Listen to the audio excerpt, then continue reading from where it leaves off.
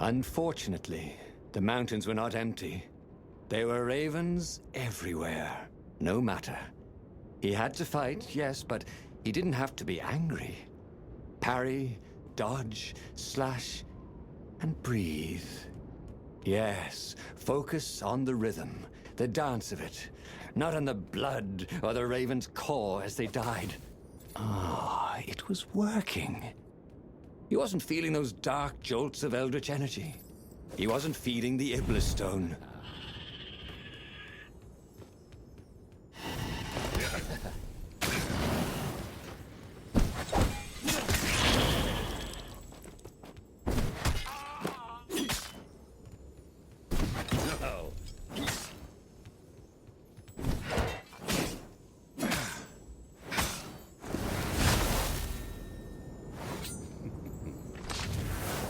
These were really nice chests. He should take one home, he thought.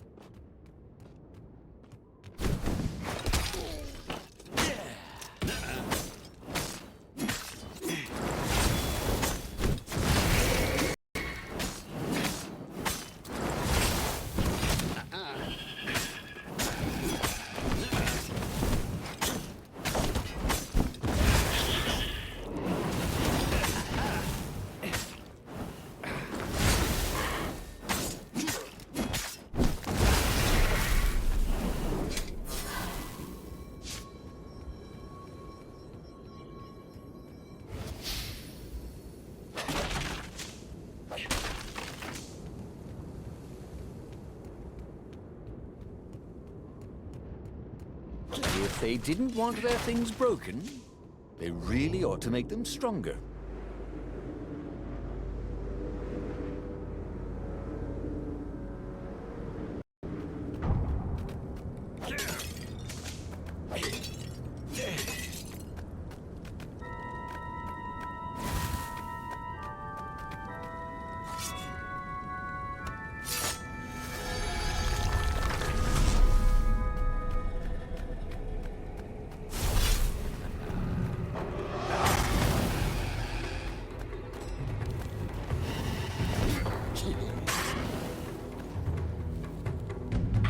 But surprisingly unwounded.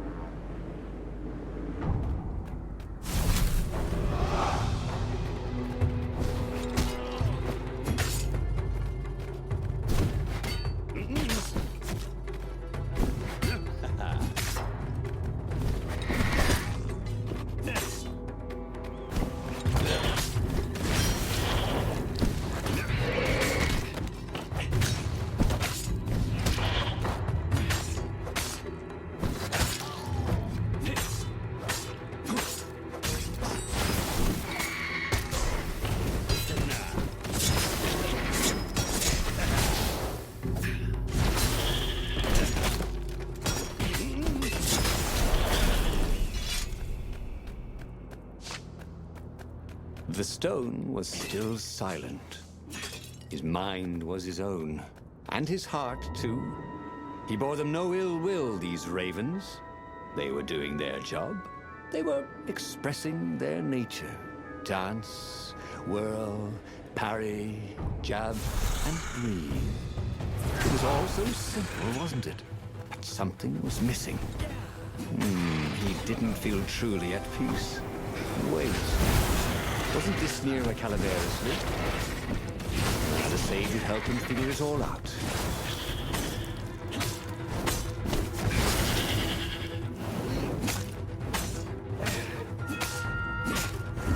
Bernardo danced around the room, yelling, oh yeah, that's how we do it.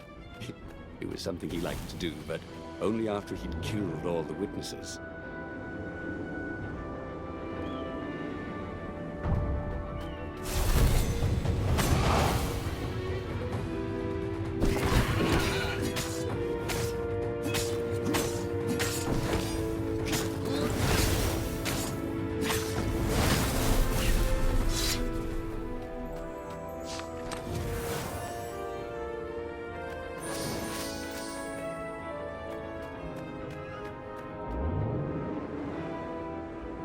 It was a bit windy up here.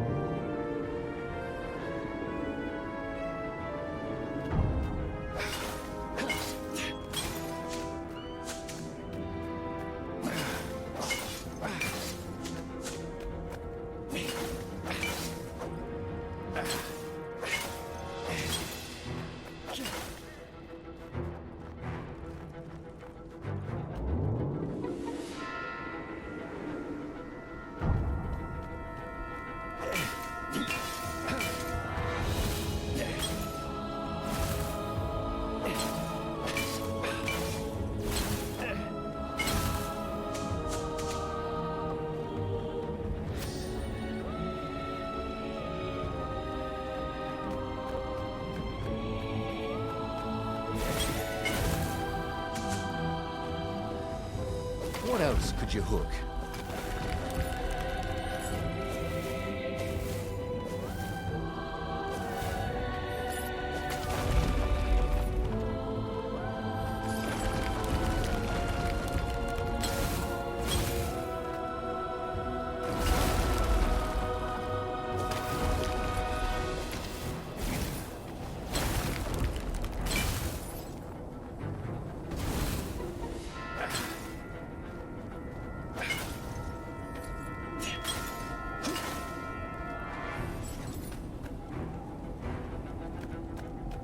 When I build my castle, thought Renato, all my gates are going to open with buttons, and all the levers will drop rocks at your head.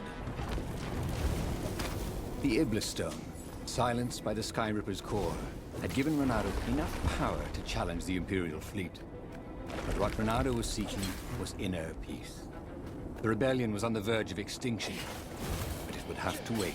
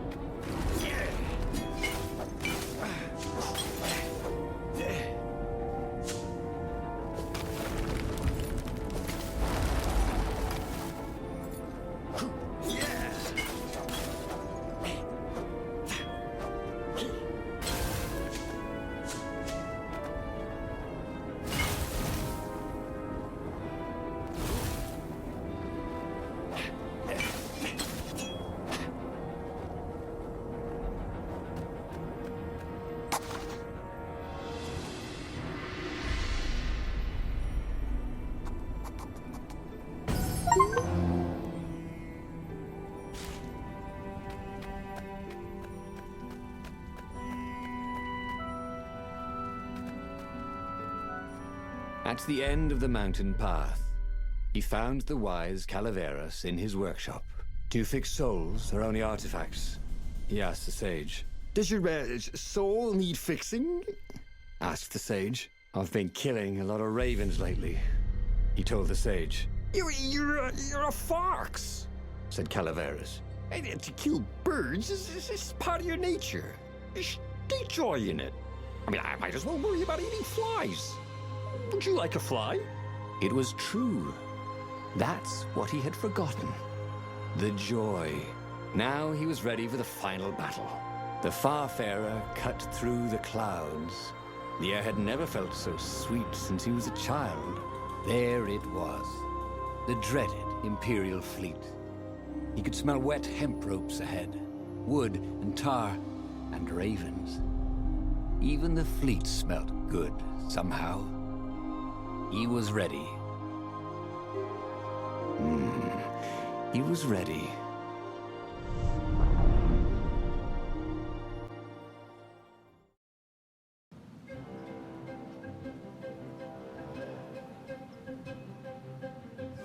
Renato had it all squared away in his head. He would kill the Emperor. Isengrim III had begun well, but he had gone mad. He was trying to invoke the lost gods by means of dark, blasphemous rituals. That was a secret. But the victims had spoken to Renato. The ghosts had spoken. No. No anger. Renato could not afford anger. It was empowering the crystal in his sword. That made him stronger, but it clouded his mind. He would not be a hero. A hero strives. Renato would just be one with everything. The Emperor would die, and the wheel would turn, and all would be restored without rancor, without sorrow, without pain.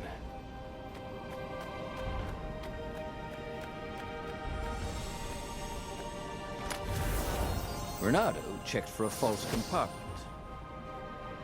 Nope.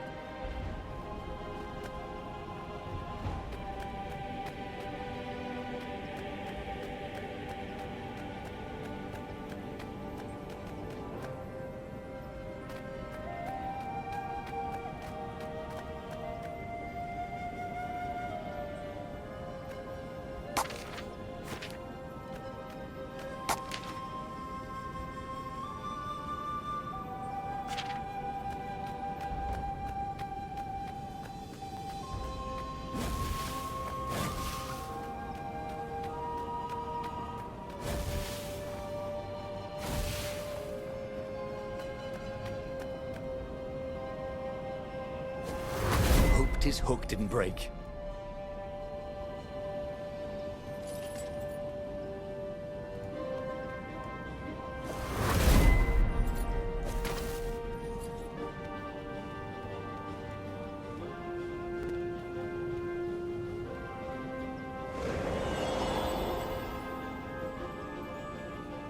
But the more he thought about it, and he had so much more time to think about it now that he was not worrying about the battle, killing the Emperor would not change anything.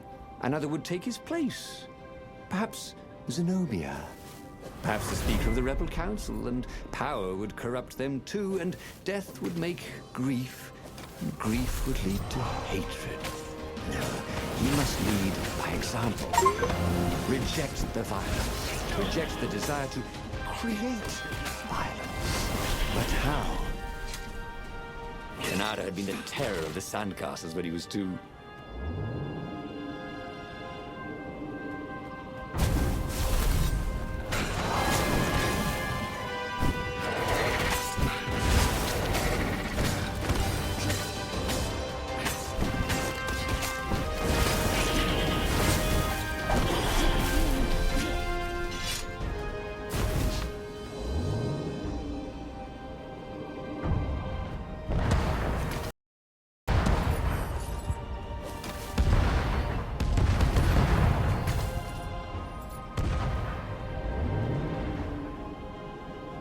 This was definitely better than pulling yourself up in a bucket.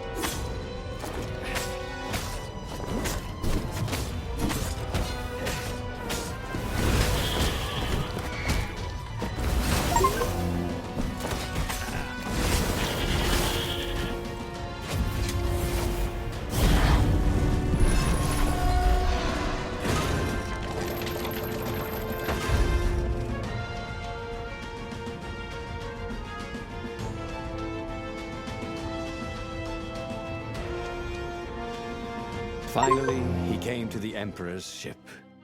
The path behind him was strewn with dead ravens. The path to enlightenment. His mistake, he realized, was trying to change the world. The world would spin and the wheel would revolve whether he strove against it or not. What he had to do was nothing. He had attained enlightenment. He sat down, adopted a full lotus position, and began to meditate. And all around him, the warriors stopped fighting too. They knew. They could feel his enlightenment. They gave up fighting, dropped their weapons, and became his disciples. No, just kidding. The nearest raven stabbed him with a sword and then chopped off his head. I might not have thought this through properly. Thought Renado's head as it rolled around the deck and died.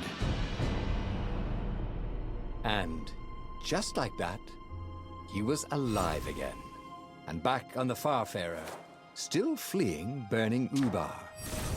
The book was still open before him. So, the book was a portal. It took you to the future, when your destinies would branch. He had failed and died 3 times, but he'd learned another true thing. The Iblis Stone was evil. It would try to corrupt anyone who used it. But he was starting to feel like he was getting the hang of this. There was a way through to victory. He could feel it. He just had to keep running the Path of Destinies. With that, the book fluttered back to the beginning, and he fell into it. The clouds parted over the Isles of Boreas. It was time to choose. The rebellion was in trouble. Ravens were scouting for the secret rebel base. They needed a game changer. Pieces of the Sky Ripper had surfaced. Renado knew that using it could go catastrophically wrong, but he was sure he could figure out how to use it safely. Also, a temple had risen out of empty desert. The Iblis Stone was hidden there. It was a dangerous artifact. It could corrupt its user into a bloodthirsty monster. Maybe he could find a way to use it, to take its power without surrendering to its wickedness. And also, his old friend Lapino needed rescuing. Of course, Renado had a pretty strong suspicion that Lapino had betrayed the rebellion. But could Renado really leave an old friend to the Ravens?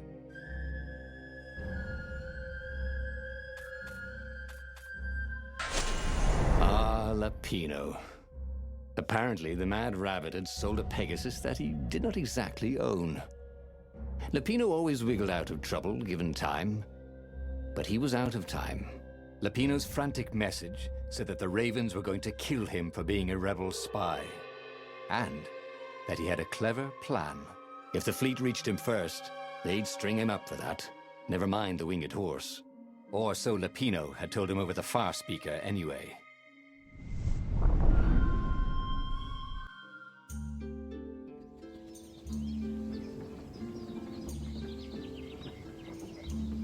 Lapino had apparently managed to confuse the judge by arguing that he hadn't actually stolen a winged horse. He'd only sold it. But wait, where was the prison? The village was empty. Had everybody fled the Ravens? You couldn't go sticking jewels in your gauntlet just anywhere. What if you dropped one and broke it? Luckily, there was a bench right here.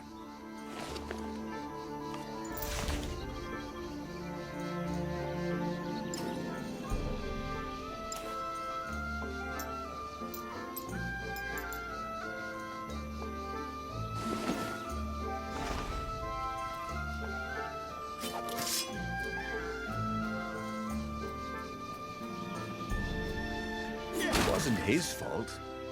He looked so breakable.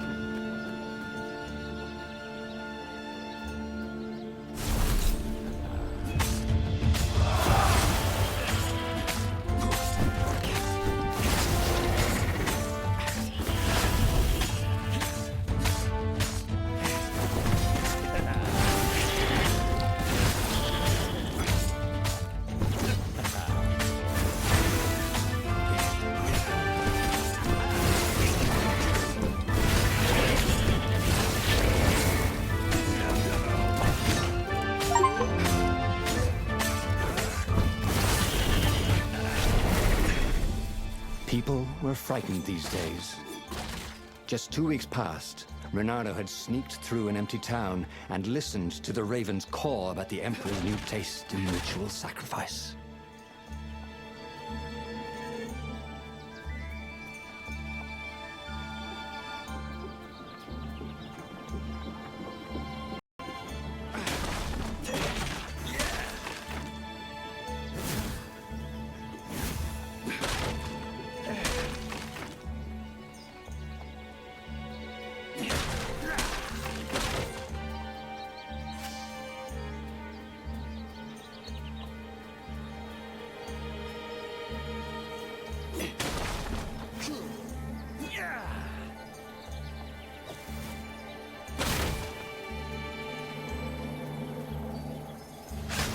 Reynardo thought of the Iblis stone and shivered. He had no business messing with ancient, cruel artifacts. What he needed was his friends around him. Clear eyes, full hearts, can't lose.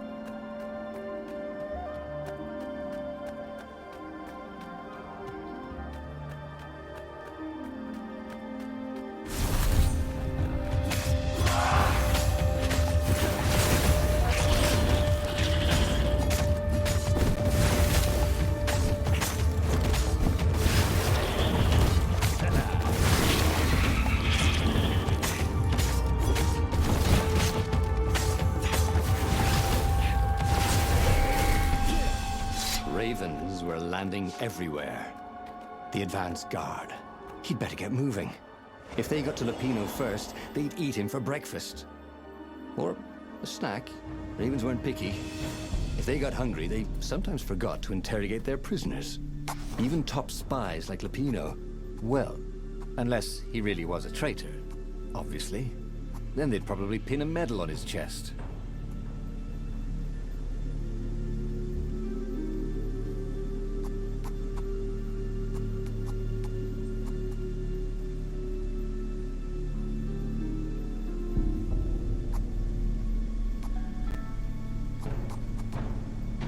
Well, he'd always wanted to do that.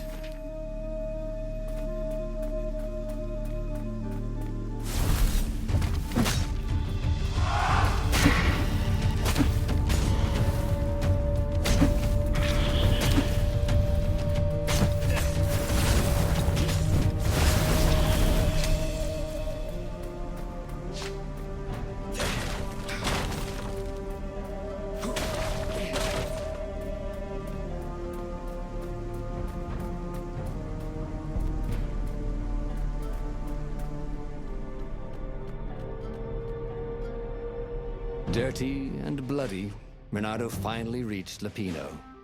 The rabbit was practicing his shuffle. Reynardo recognized the cards. It was Lupino's favorite deck. Oh, I thought you were in danger. I am. The ravens are coming. Oh, the prison thing. Right, yeah, we see this guard owed me 53 ducats, so we made a deal. They're very reasonable people, actually, for weasels. Now, I got a brilliant plan to kidnap Zenobia. We capture Zenobia, we find out what she knows, and that's the whole war right there. Easy peasy, lemon squeezy.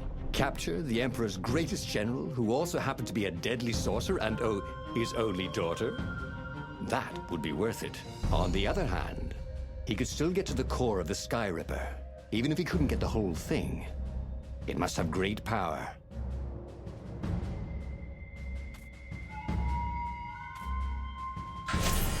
Zenobia wasn't just the Emperor's daughter, of course.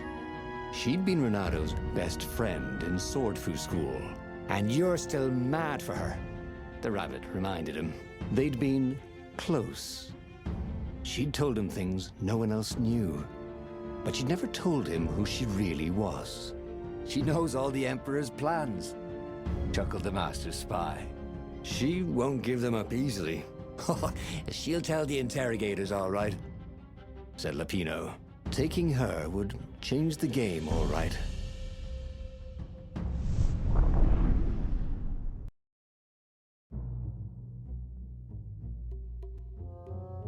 The city was already under Zenobia's control. I had to admire her efficiency. Renato shivered at the thought of Zenobia at the mercy of the interrogators. Could he really turn her over to them? But this was war. It wasn't meant to be pretty.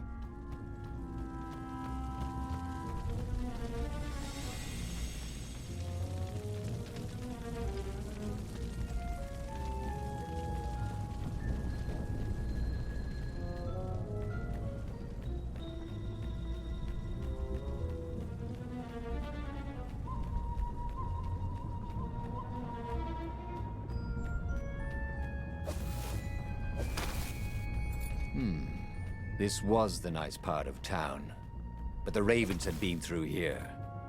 They like to take shiny things home to their nests.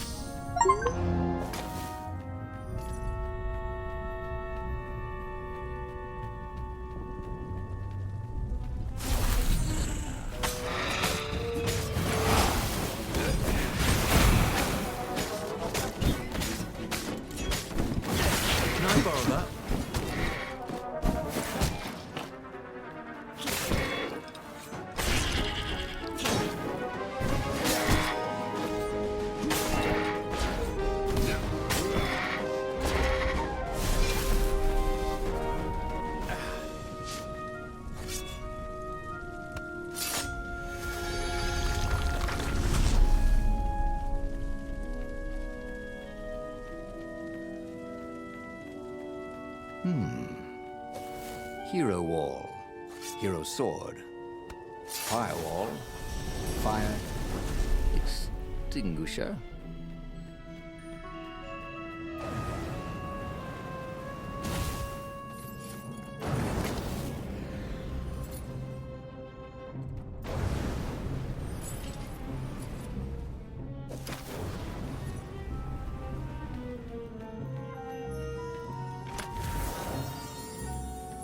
This one looked familiar.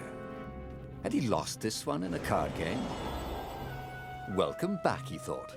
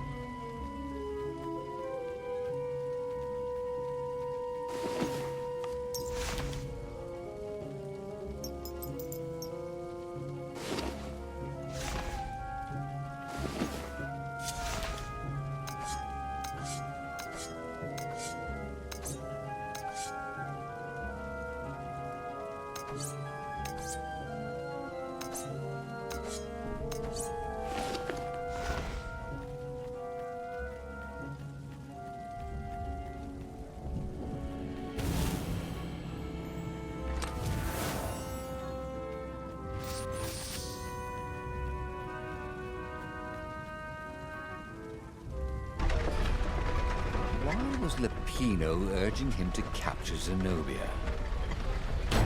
Obviously it was a trap. But you never knew how Lapino thought. Sometimes his plans were so convoluted they did the exact opposite to what Lapino wanted. Yeah, there must be some way to play on that, Bernardo thought.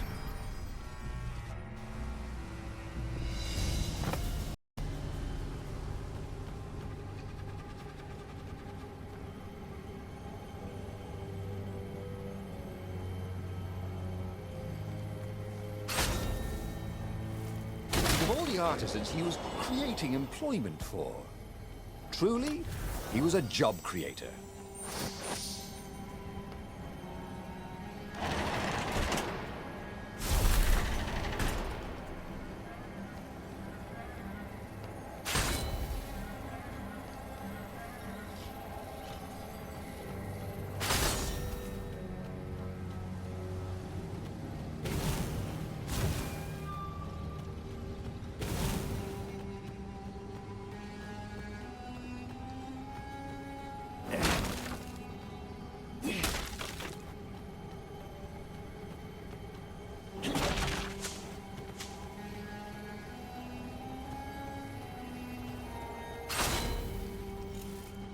Didn't your mother tell you it's rude to stare?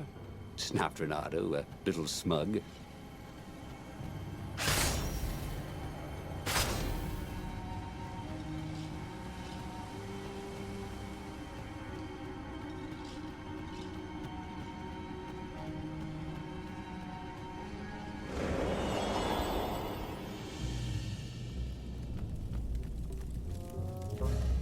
So, what's this plan of yours?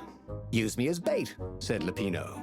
And he outlined a slightly complicated plan that involved geese, a net, setting the Farfarer a little bit on fire, Lupino dressing as an old blind toad, and Renato hiding inside a monstrous watermelon. What could possibly go wrong? Thought Renato.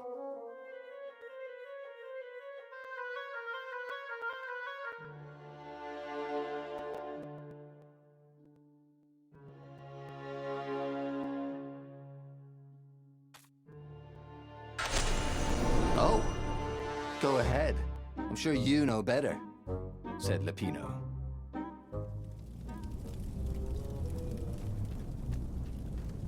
Where was a workbench when you needed one? Oh, never mind.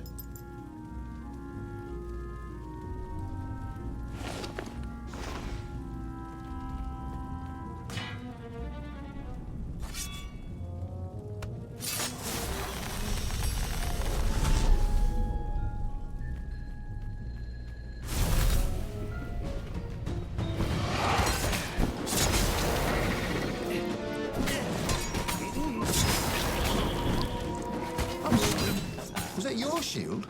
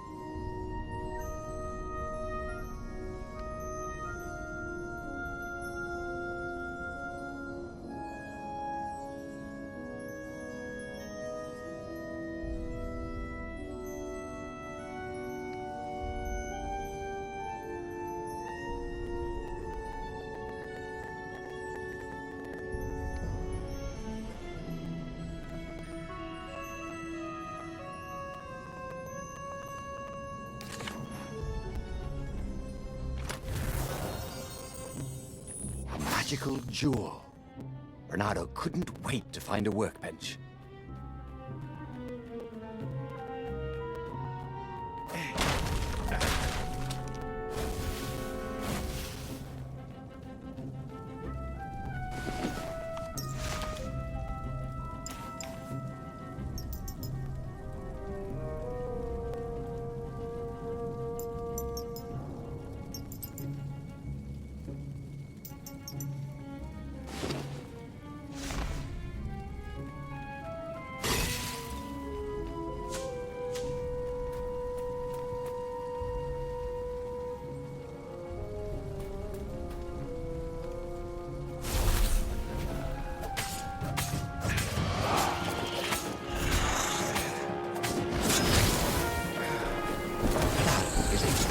Cool sword, thought Renato.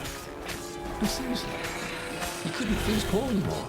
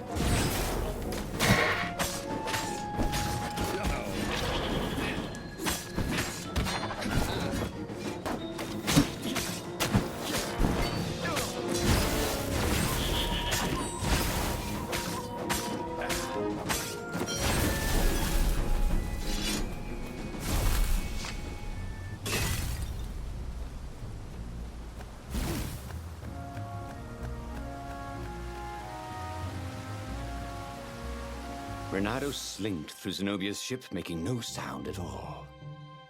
Where were her guards? Finally, he reached her bedroom. She was curled up on her bed. Oh, he'd forgotten how beautiful she was. How sleek. How soft. He tapped her on the shoulder with his sword. She became smoke. And he noticed he had a blade to his throat. Stay a while. Heard a familiar voice. Did you really think you could capture me?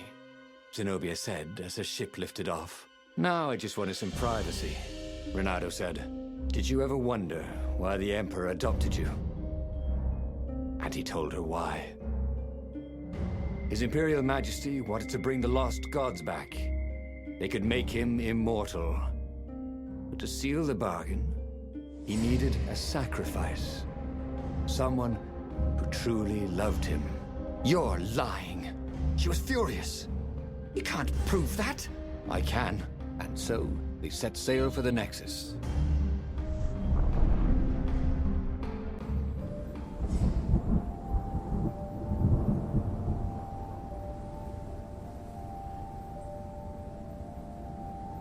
The scientists at the observatory have resurrected one of his victims. Well, he's not exactly alive, but it can talk, and it can't lie.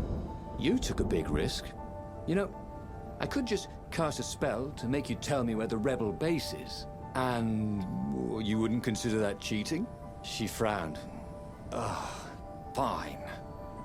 Let's go get your witness.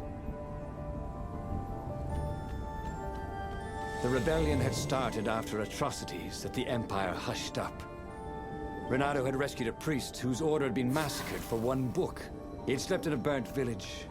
Dead kittens and puppies had come to tell him what the Emperor had done to them.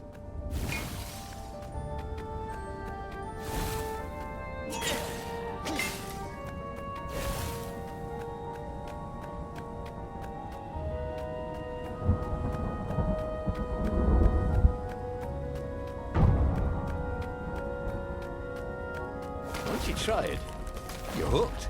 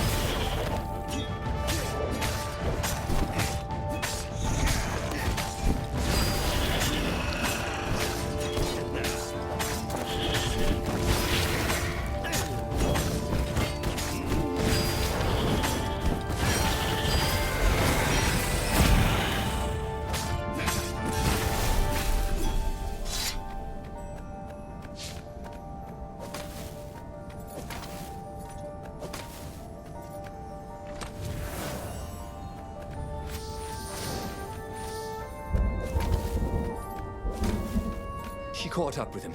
Don't you think I'd know if my father started practicing black magic? Why? Would you want to join in? Oh, no, I'd destroy his books and... All right, I suppose I wouldn't. She stopped, troubled. He ran on.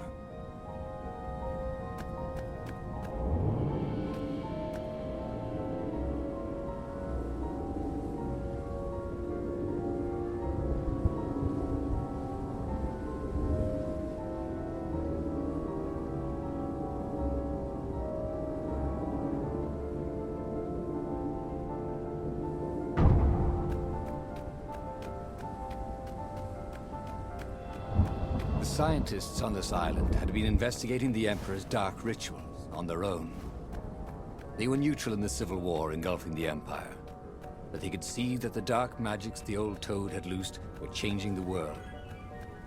Bernardo hoped he and Zenobia weren't putting them in danger.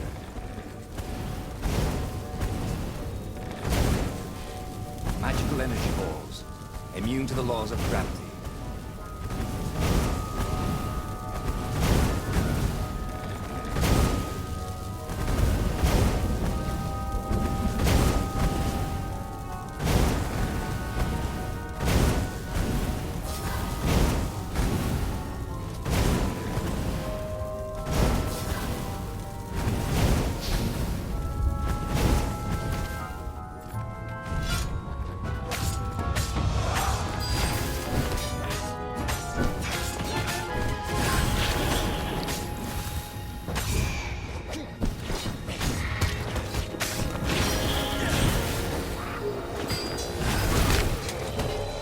Once, he didn't have anything clever to say.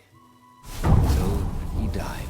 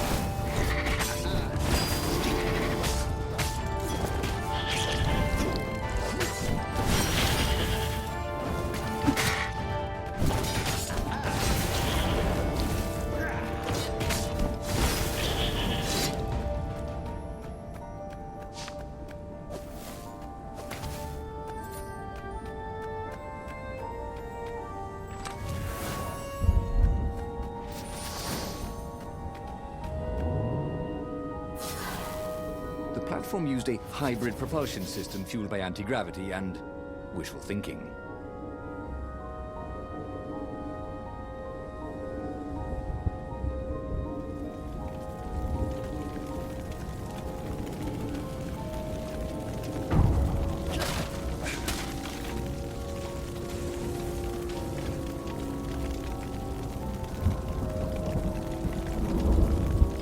The observatory was a burning hulk. Dead scientists and black feathers everywhere. The Ravens had taken care to burn the reanimated witness to cinders. Zenobia stared around, shocked. The scientists had been neutral. They had no part in the rebellion. "Take me to your council," she said, shaken. "I have things to tell them." It was what Renato had gambled on. The Zenobia would turn against her father once she knew his madness. But the rebel base was secret. Could he really risk taking the Emperor's daughter there? Renato reached Lapino by Farspeaker Toad, the one creature the Ravens had left alive at the observatory. Lapino seemed awfully anxious to meet him at the secret base. If he was a spy for the Empire, he'd turn around and reveal the coordinates to the Empire, jeopardizing the entire rebellion. But Renato couldn't bear to think that Lapino would commit such horrible treachery. There was still good in the Mad Rabbit. He felt sure of it. "I'll meet up with you at the base," Lapino said through the Toad. "Good thinking." Renato gave him the coordinates. "There's a shuttle here I can borrow." Renato found Zenobia in the chart room. "I've been having awful dreams," she said. "Dead kittens and worse. I thought they were only dreams, you know. Why would anyone want the lost gods back? In those days, the favorite of a god could become immortal." She held herself and shivered. "He wants to become an eater of souls." "Well, I'm not afraid of dying. Just dying of boredom," Renato said, but she didn't laugh. Silence fell as they flew towards the ruins of the city of Ubar, where the rebellion leadership was hiding. If Zenobia couldn't help them fight off her father, no one could.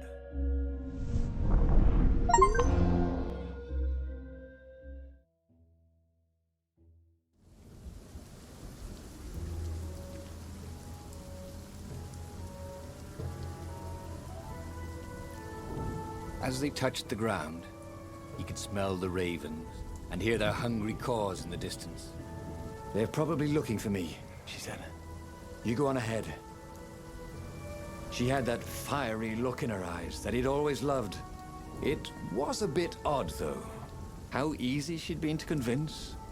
It was what he'd gambled on, but he'd expected more of an argument. She'd always loved to argue. She considered it the fastest way to the truth. Maybe she'd long suspected the truth. Sometimes all it took was taking the bandages from your eyes. That must be it, he told himself.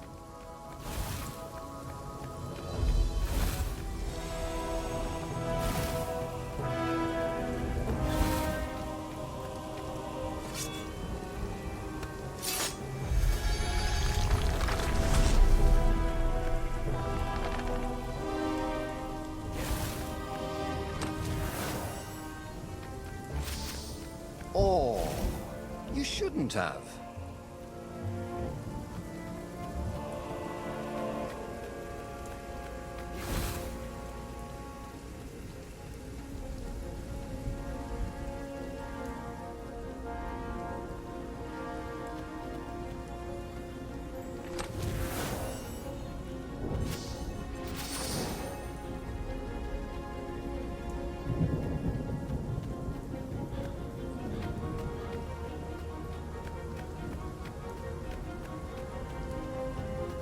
Renato wondered if his future self had commissioned these poles.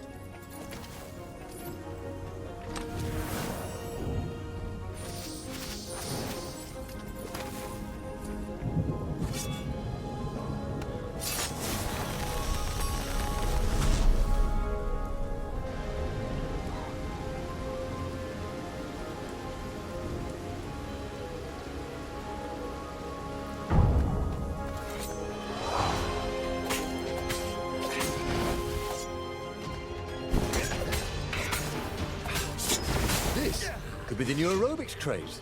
Am I right?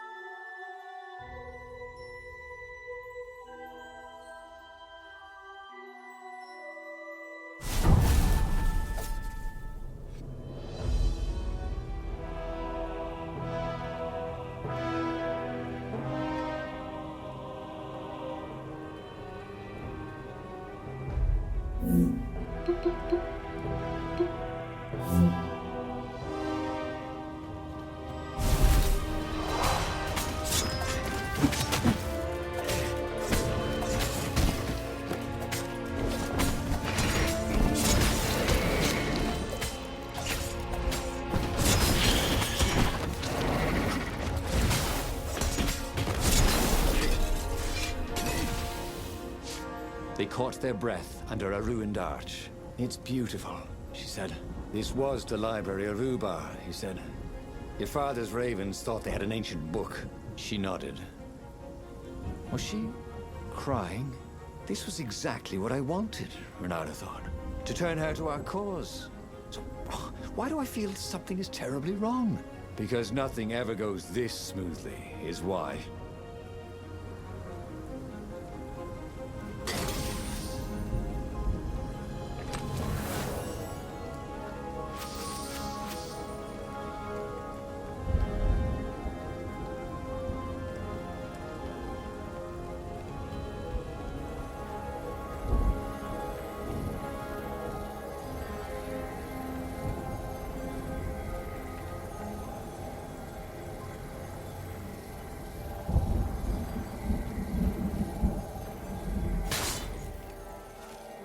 Sleep tight, thought Renato.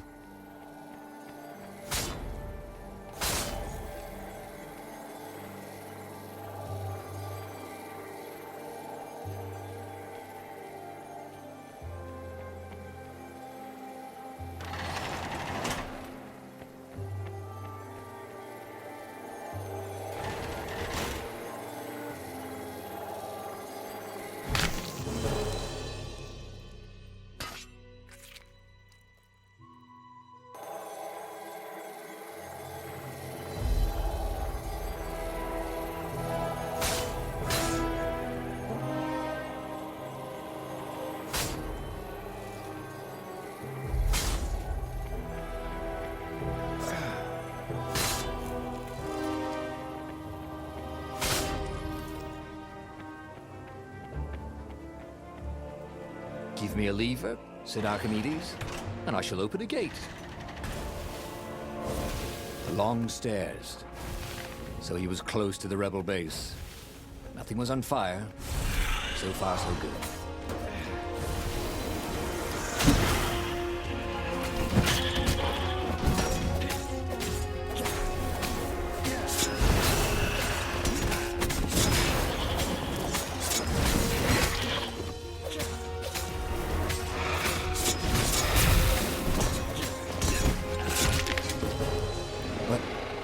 There were still so many games to play, Renato thought as he died.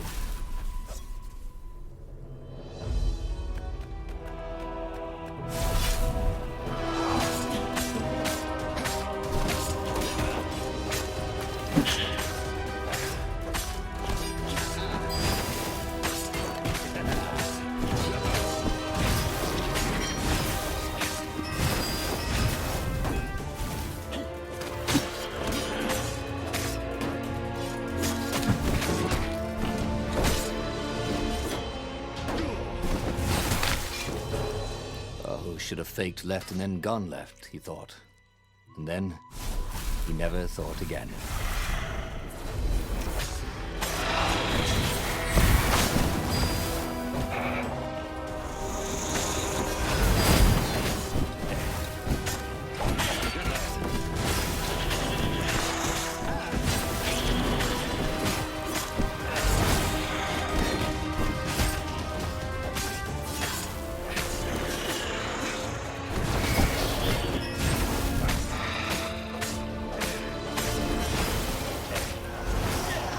Mother had never let him wave his sword around at home.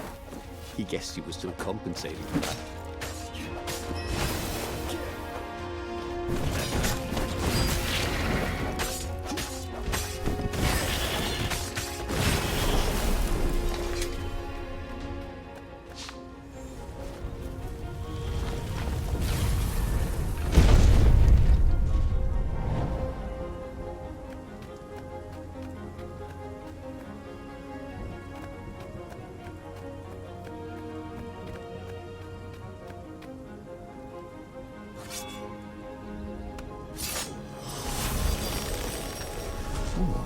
What's there?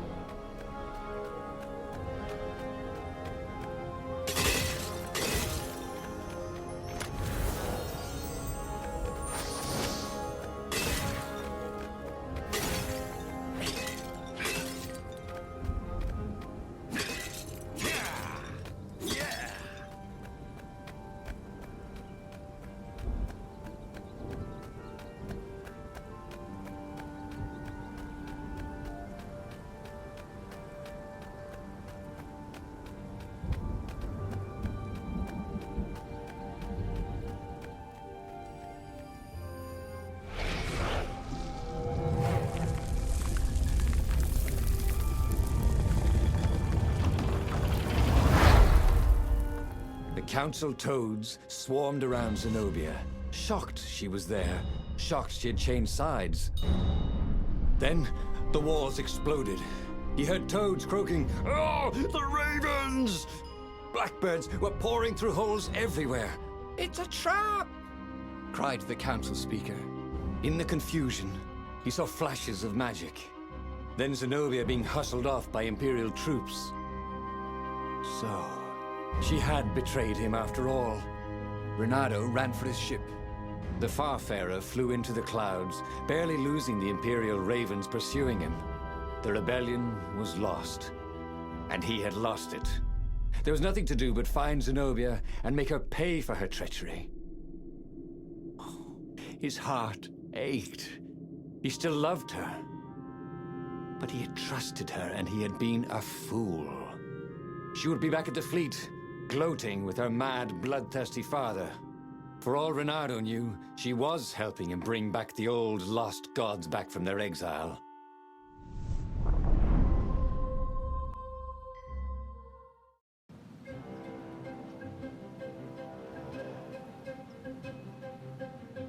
Renato landed in the middle of the Imperial fleet. The rebels were losing badly. Without leadership, it was a slaughter. Renato felt strangely free, trying not to think about how he had lost the war, trying not to think about how he had loved Zenobia, blinded himself to her treachery. That's what it meant to be a hero. To keep on fighting after the most bitter of betrayals. To never know if you could trust anyone. Cats. What a waste of fur.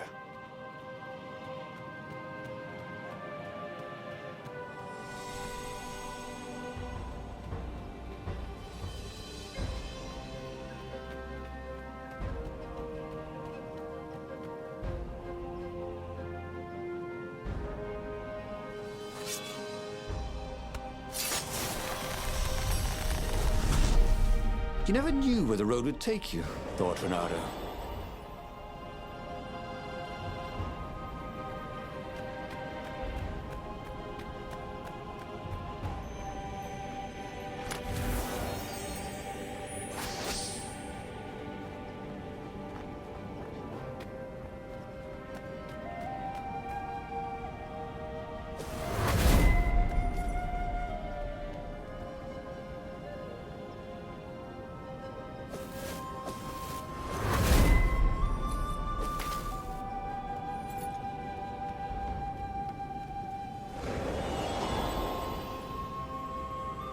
What had happened to Lupino?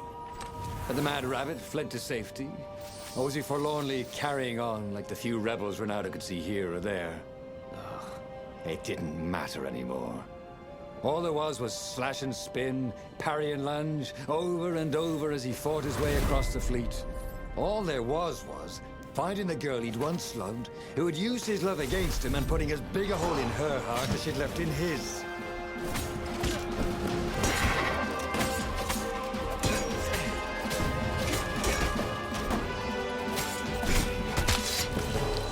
I should really look for another line of work, he thought. And then he died.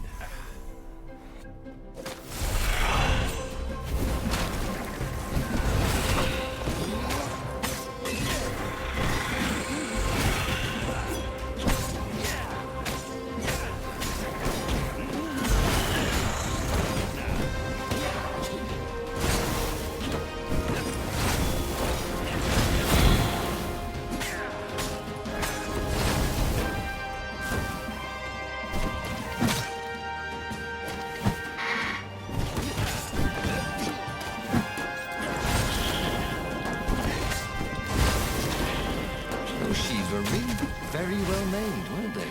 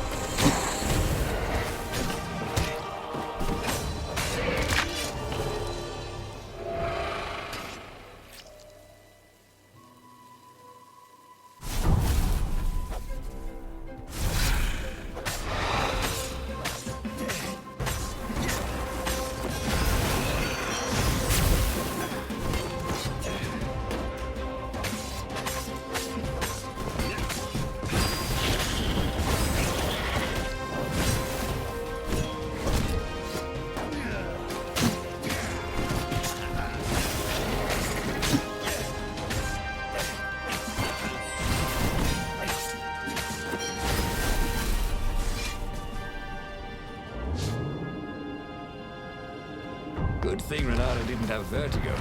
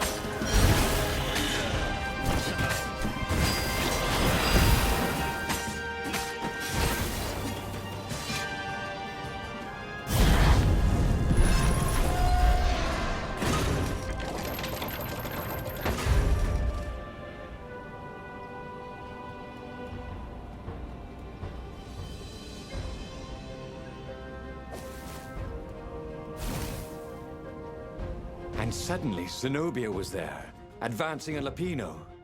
So the Mad Rabbit had survived. "Save me, or I'm done for!" screamed Lapino. Zenobia turned, showing her teeth in a smile. "You're alive!" Renato ran towards the witch. "Lapino's the one who betrayed you!" she shouted. "He warned my father!" Before he could think, Renato sank his sword into the sorceress. She stared at him, heartbroken. "No! Lapino's the traitor!" Renato had an awful, sinking feeling in his stomach. Then, he felt a knife in his back. "I'm afraid she's right," said the Mad Rabbit. "Ain't I a stinker?" Then, the sun went out. Damn it! And he hadn't learned anything new this time. He'd done the same thing twice, yet expected a different outcome.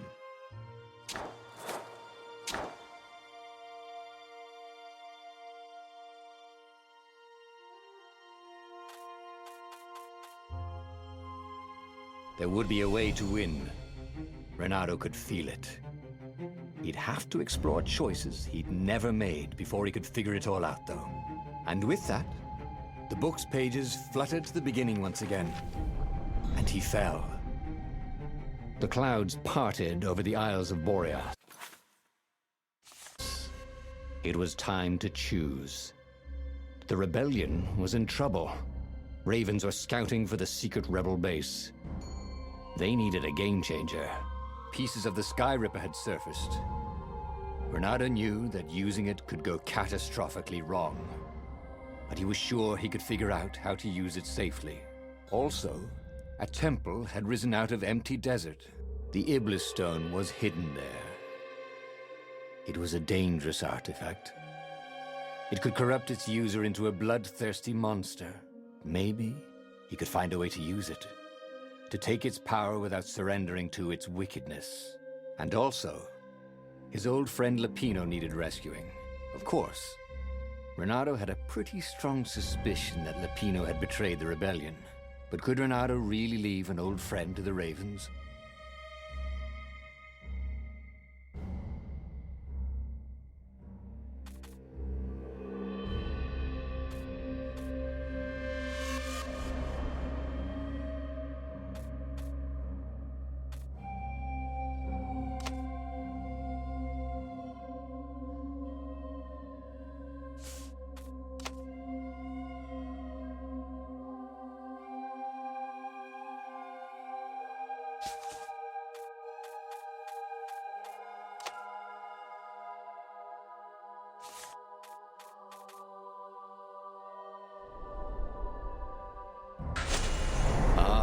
Lapino.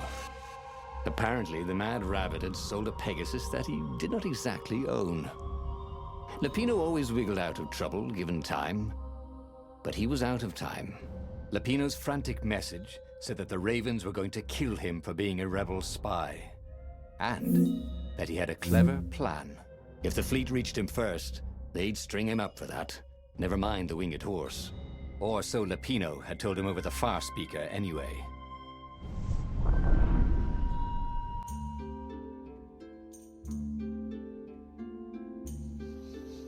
Lapino had apparently managed to confuse the judge by arguing that he hadn't actually stolen a winged horse. He'd only sold it. But wait, where was the prison? The village was empty.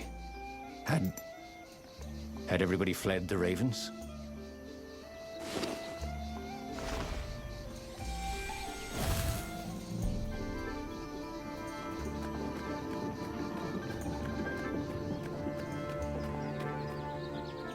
Say, how are you guys fixed for life insurance?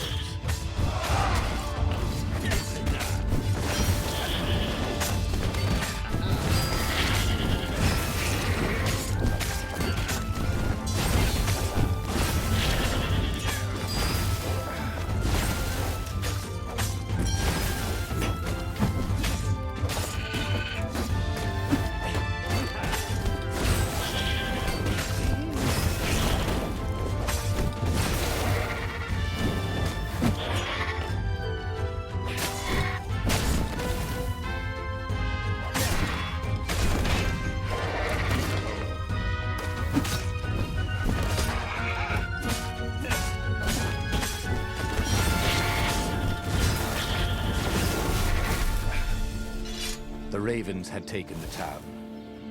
Renato had seen villages emptied like this. All the people taken away to be sacrificed in the Emperor's secret rituals. Renato hoped the people were just hiding.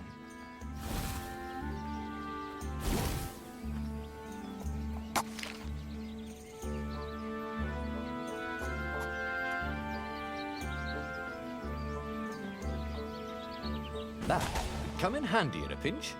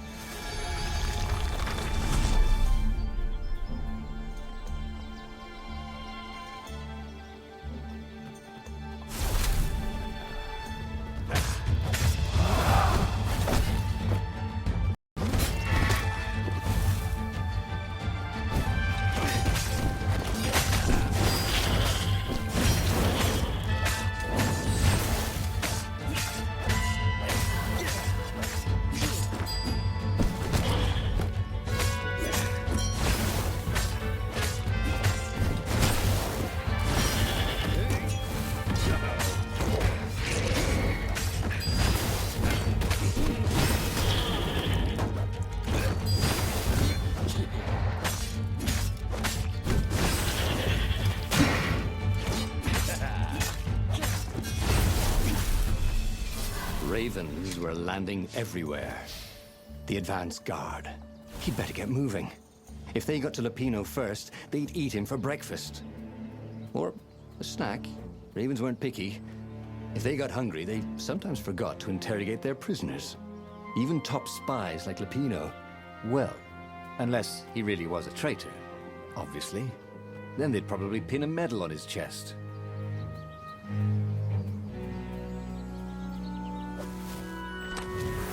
This chest made music when you opened it. Too bad it was Muzak.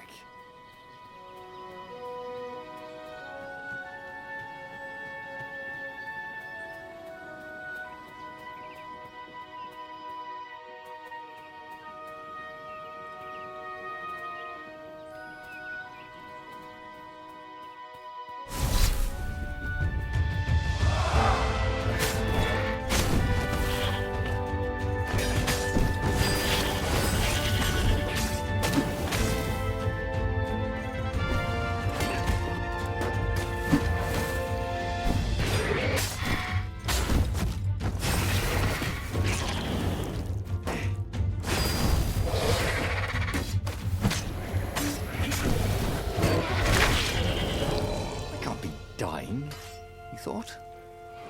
I'm the hero.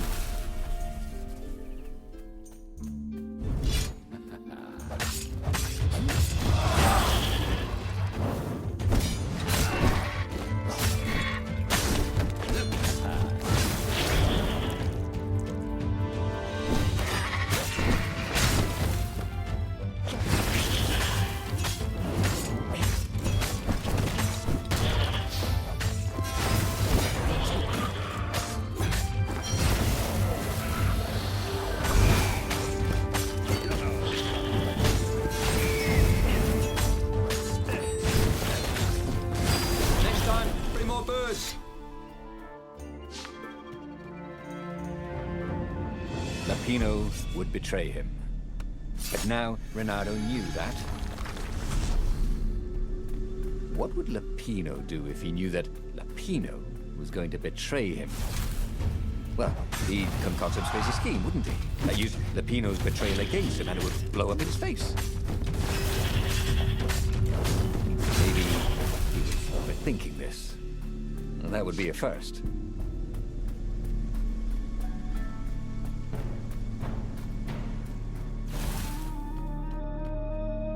Dirty and bloody, Renato finally reached Lapino. The rabbit was practicing his shuffle. Renato recognized the cards. It was Lapino's favorite deck. Oh, I thought you were in danger. I am. The ravens are coming. Oh, the prison thing. Right, yeah, we see this guard owed me 53 ducats, so we made a deal. They're very reasonable people, actually, for weasels. Now, I got a brilliant plan to kidnap Zenobia. We capture Zenobia, we find out what she knows, and that's the whole war right there. Easy peasy, lemon squeezy. Capture the Emperor's greatest general, who also happened to be a deadly sorcerer and, oh, his only daughter? That would be worth it. On the other hand, he could still get to the core of the Sky Ripper, even if he couldn't get the whole thing. It must have great power.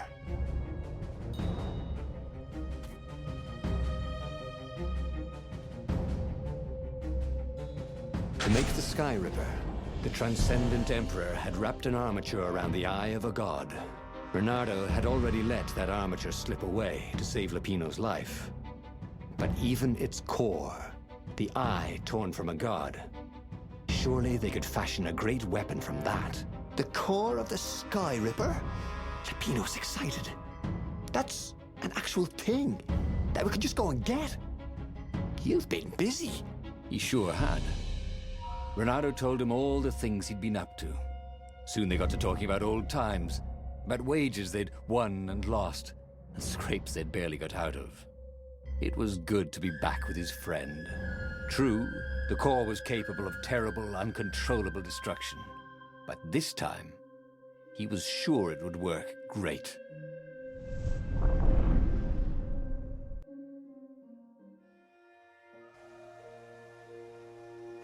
It's beautiful here, thought Renato.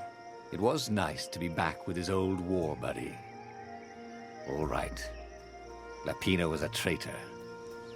But still, he was good company.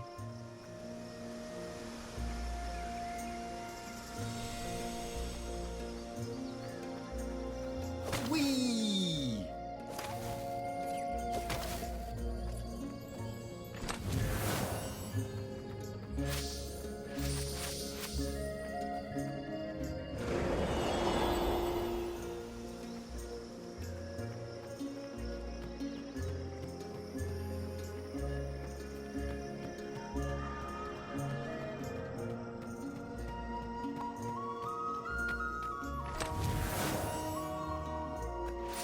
That ought to be enough for a proper sword, he thought.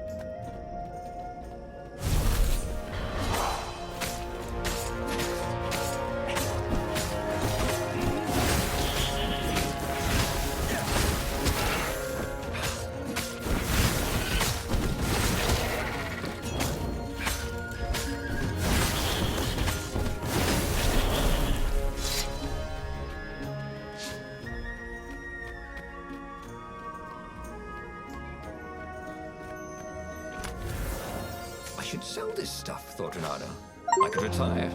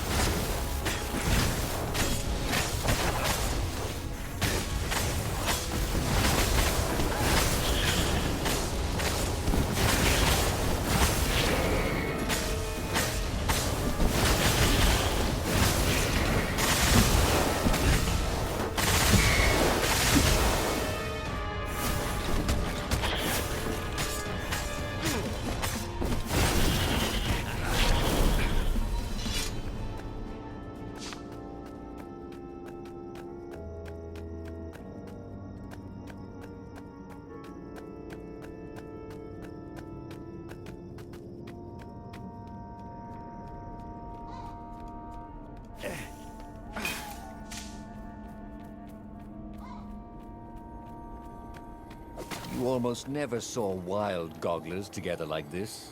The toads had to train them not to peck each other to death. So these had to be Imperial gogglers. That meant ravens were up ahead.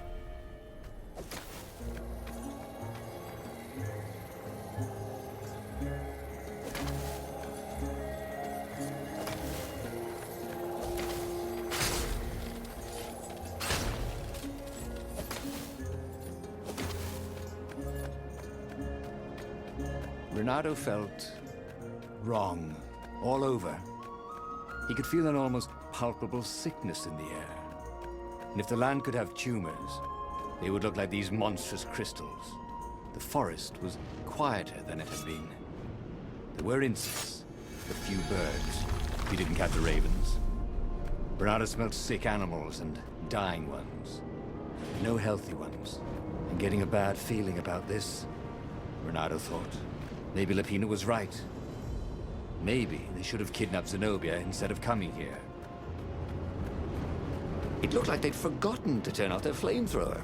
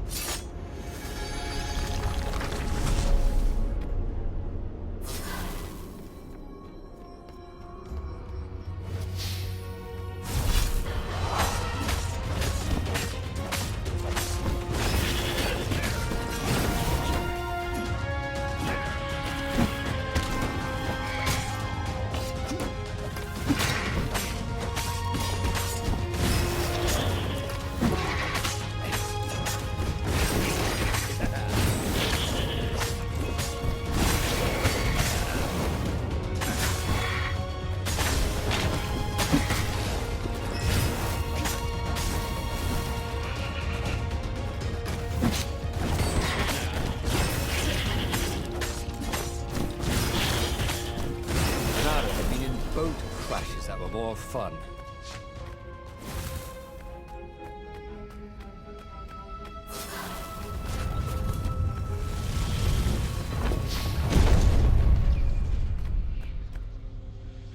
As he held the radiant icosahedron, Renato felt queasy, like dozens of tiny worms were nibbling his insides. It wasn't healthy to be so close to the eye of a god. How could he use it? He could take it to the observatory. The scientists there could tell him how to harness its ancient power. But honestly, Renato ached to get away from it. He brought the core back with him to the Farfarer. But honestly, Renato ached to be rid of it. Tell you what, said Lapino. I'll take it to the observatory. You attack the Imperial outpost. The Imperial outpost was a vital communications node.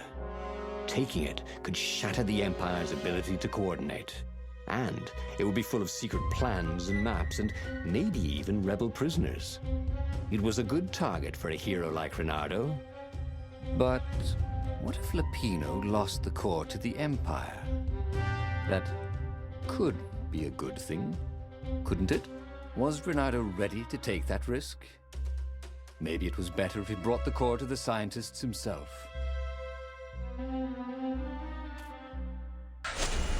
Trust me, Renato, you won't regret this. I'll treat the core like it was my own baby daughter. As the Farfarer dived towards the Nexus, Lapino was jumping up and down with excitement. Stop rabbiting around, Renato said. Lapino just stared at him. The moment the ship landed, Lapino leapt off the ship.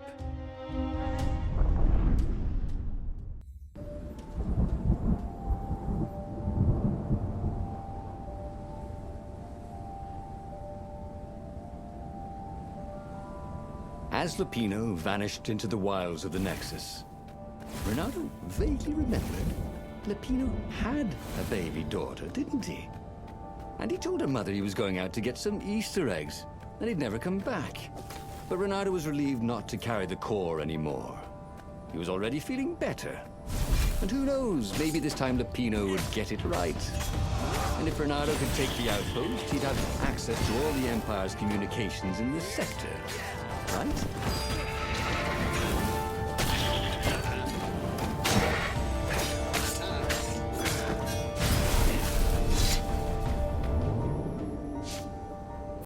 There was an inscription on the platform.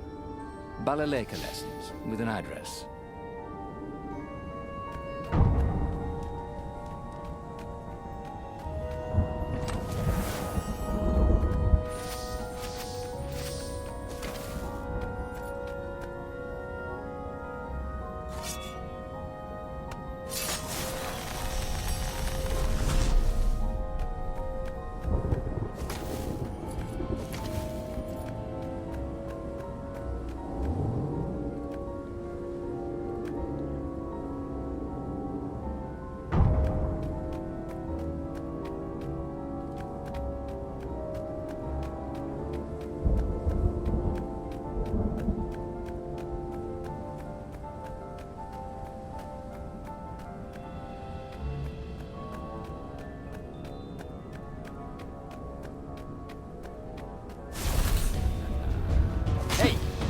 Hook up.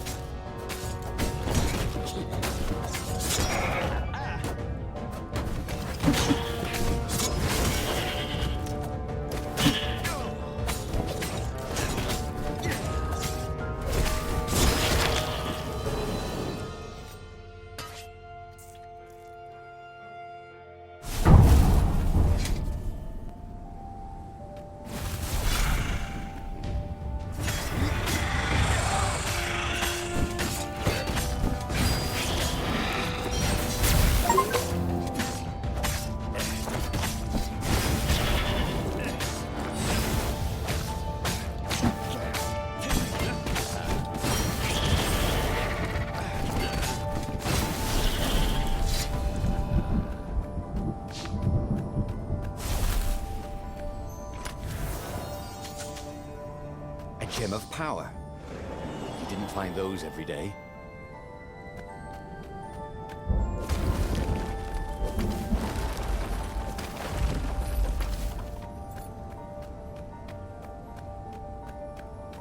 Renato caught his breath. His joints still hurt, but he couldn't feel the poison in his system anymore. He'd let the armature slip out of his hands to save his friend Lapino. Of course he had to let Lapino take the core. The rebellion needed every man doing his duty. And the rabbit would be no good taking on an Imperial outpost, right?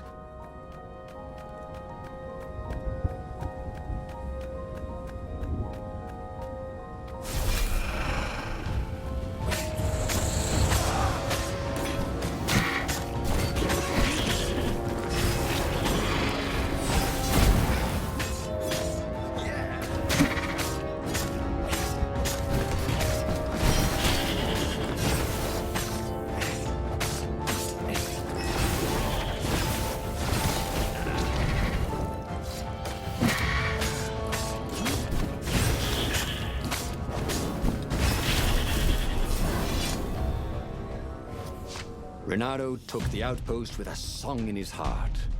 Soon, he was stuffing his sack with key messages from and to the fleet. Then the far-speaker toad chortled a new message. The observatory had been sacked by ravens. Lapino and all the scientists had been taken to the mountains. Why? Why had he trusted Lapino again? And now the Empire had the core. Renato hailed the rebel base to warn them, but their far speaker didn't crouch back. Was the base under attack too?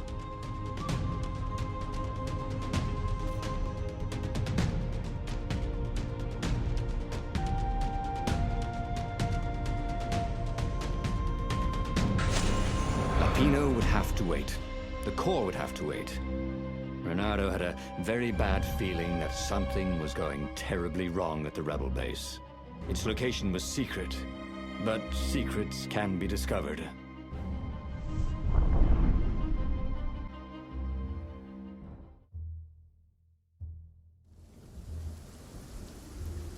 There were Imperials everywhere in the ruins, and dead civilians.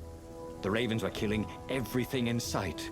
Renato was relieved to see no rebels among the dead. Maybe the secret base was still secret, but there were huge burn marks on buildings. What monstrous weapon was the Empire using here? The core had great power. Had they harnessed it somehow, even though they didn't have the armature?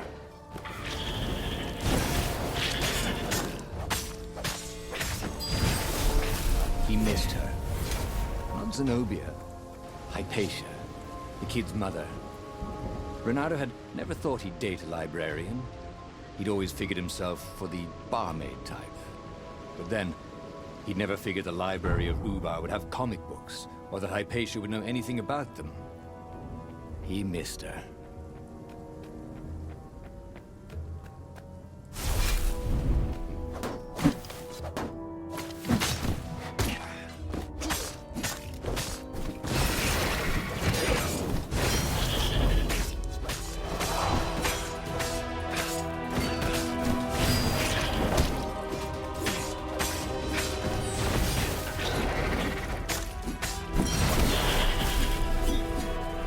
Thought about the intel he'd gathered from the outpost. Who would he bring it to? Who even had time to read it?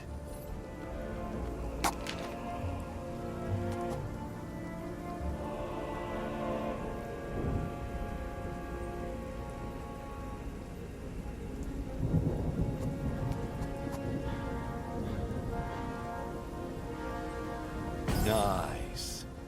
That could be useful.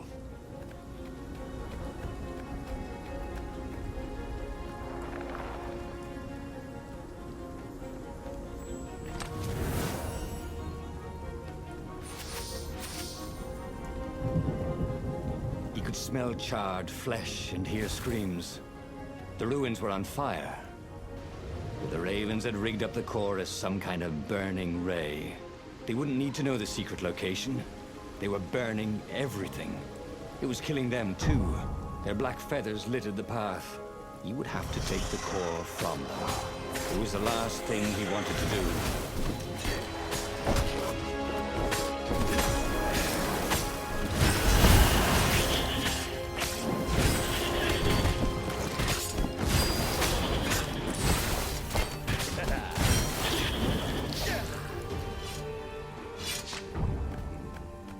Renato wondered idly if people who had built these poles had really, really long tentacles.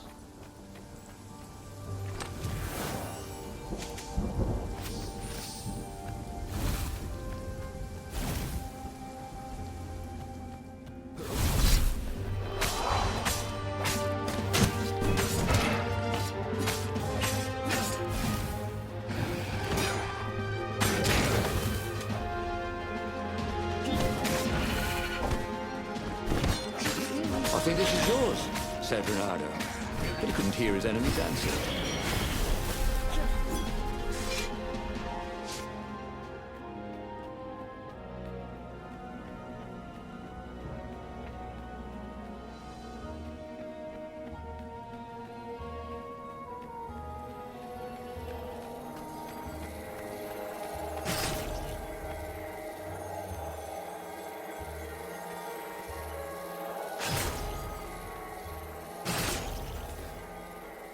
These things could really use a hand.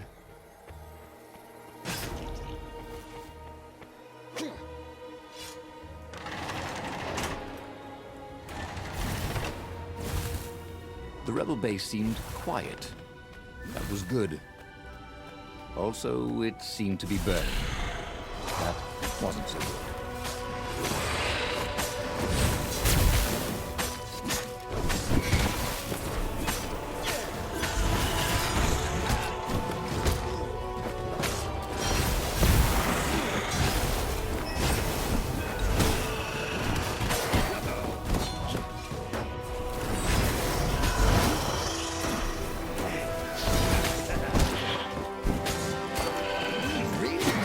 A dent in those shields.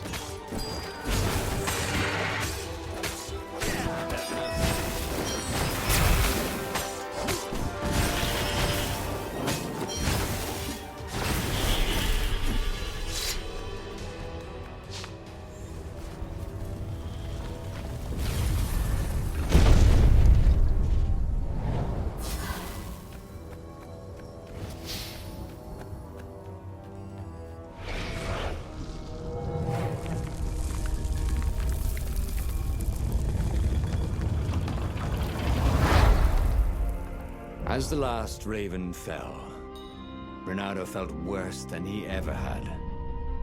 The core was killing him, again. The council members cautiously came out into the smoke. "You saved us," croaked the speaker. They would put the weaponized core deep in a cavern, she promised, where its poison could harm no one. They would heal him if they could, she said. No, it's a weapon now. We need one. I'll lead the charge. "It will kill you," croaked the speaker. "I guess it already has," Renato said. She bobbed her head gravely. "When all this is over," she said, "we'll name our new capital city for you."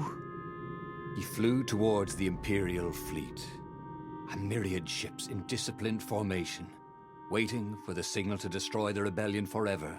Behind him, the rebels were charging. If he failed, they would die. And so the final battle began.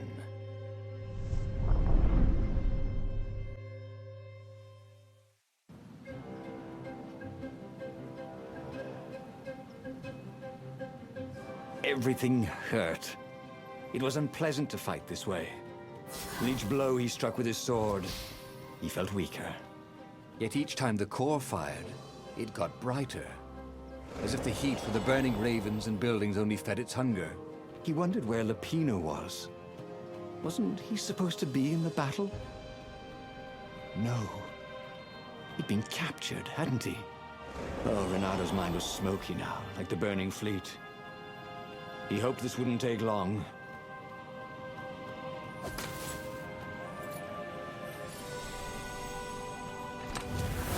Once, Renato had opened a chest, and a jack-in-the-box jumped out. Jack-in-the-boxes, they gave him the Wiggins.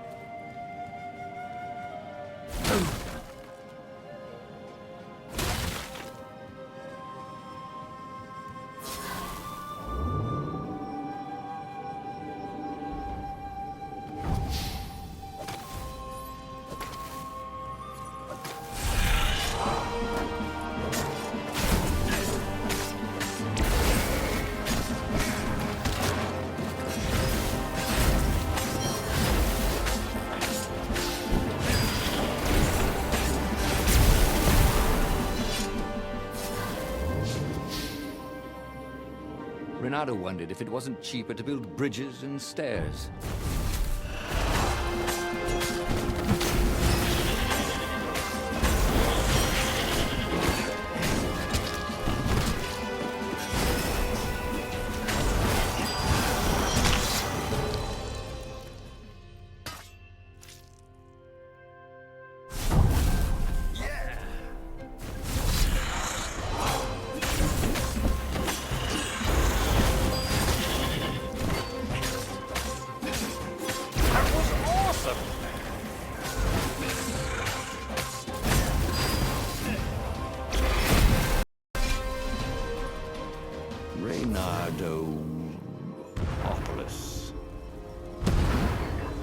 Vulpus Major? Lando Nardo. If they were going to name a capital city after him, well, he just wished he had a better name. Where was Lupino? He missed Lupino's bitter outbursts. Or did he? Lupino had gotten him into this mess, hadn't he? The core was a wonderful weapon. It swept fire across the fleet. Ravens exploded in its gaze, and with every heartbeat, it grew brighter. He would die. But he would die every inch a hero. Spectacularly, changing history, like the legendary heroes of lore. Or his cure. He couldn't remember anymore.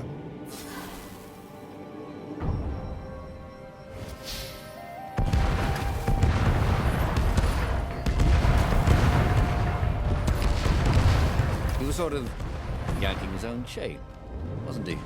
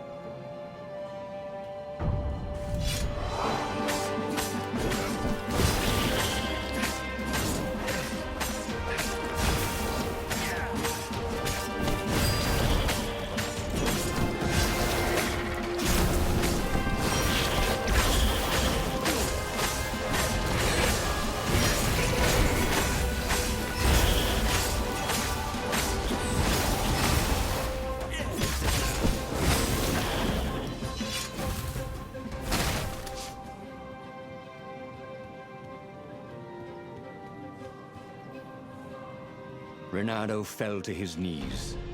The Emperor's bodyguards were lined up before his ship. Fierce ravens, all. And Zenobia. She was conjuring. He could not take another step. All he could do was fire the core. The ravens, Zenobia, the ship, all burst into flames, disintegrated, and blew away. So they had one, after all. The core grew brighter. He shielded his eyes, but he could still see it through his sleeves and through the flesh of his arm. And then he felt heat, as the fire grew to consume both fleets. And then he felt nothing. He should go back to some of the choices he'd faced before. Maybe there were new paths that had opened up, like those doors he was opening up all over the map that took him to new treasures and around his enemies. And he hadn't learned anything new this time. He'd done the same thing twice, yet expected a different outcome.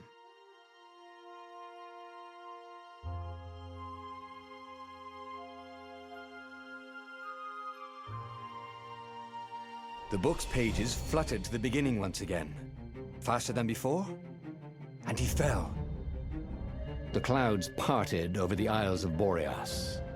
It was time to choose. The rebellion was in trouble.